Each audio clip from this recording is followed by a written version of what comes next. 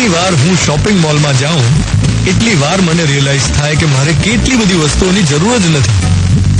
જેટલી વાર હું શોપિંગ મોલમાં જાઉં એટલી વાર હું બસ જોયા જ કરું. કપડાનો ઢગલો હોય, પેલા વોચ સેક્શનમાં અલગ અલગ બ્રાન્ડેડ વોચીસ હોય, શૂઝની તો લાઈનો લાગેલી હોય, અટ્રેક્ટિવ પોસ્ટર્સ હોય, કેટલા બધા કપડા, ઓહો, ડેકોરેટિવ આઇટમ્સ, બાપરે બાપ.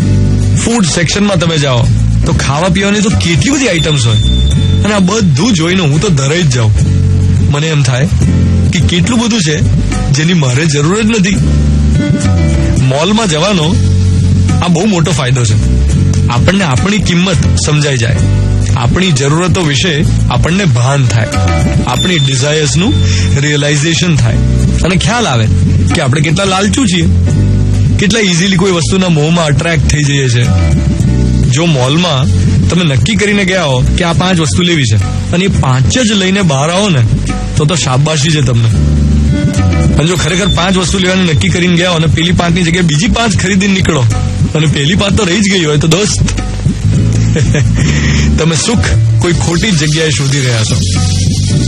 જાહેરાતોના આકર્ષક આક્રમણથી બચવાનો એક જ રસ્તો છે, જેટલું જોઈએ એટલું નક્કી કરીને જવાનું ને લઈને તરત જ બહાર નીકળી જવાનું. બાકી શોપિંગથી ક્યારેય કોઈનું પેટ ભરાયું નથી.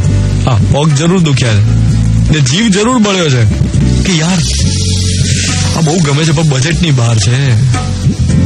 જો મનમાં એવું ચર્ચાતું હોય ને તમને શોપિંગ કરતી વખતે કે આ બજેટની બહાર છે તો તમે ખોટી જગ્યાએ છો.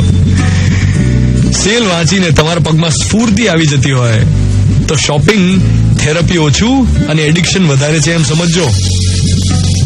હા, તો આજનો મોર્નિંગ મંત્ર 10th ફેબ્રુઆરી 2017 ફ્રાઈડે મોર્નિંગ.